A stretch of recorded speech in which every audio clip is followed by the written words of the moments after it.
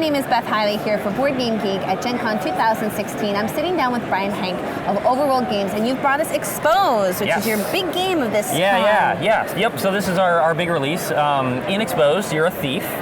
You're trying to either, we have win conditions of either stealing 7 wallets, so you're going to this party, here's our party, everybody has a wallet, and so you need either steal 7 wallets to win, or expose all the other thieves around the table.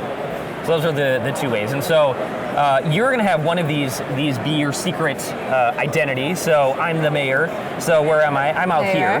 Where I am on the board is going to determine what actions I can take. So I can only steal from those surrounding me.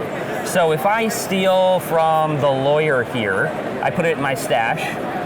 You know, everybody around the table knows I'm one of these characters. Adjacent to the lawyer, right. And if I figure out who you are, or I think you're the mechanic, or no, I think you're the engineer, I would move into your row or column, and then I'd be able to expose you, or attempt to expose you. And I would say, expose, engineer, and then you get flipped over to this side, and you're in your underwear.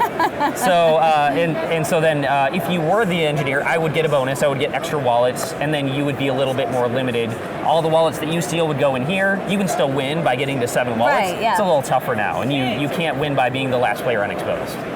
So that's the basics. This is, it's easy for anybody to get into. It's very simple. Your turns are one of these 4 things: move, steal, expose, or snitch.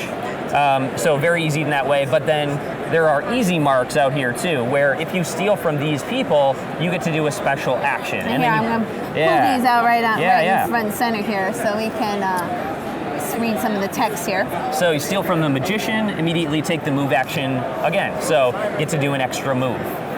This one, choose any 2 wallets from any guest tile and give them to the locksmith. So you just stole from the locksmith, adding 2 more tiles to the locksmith again means they're in your reach.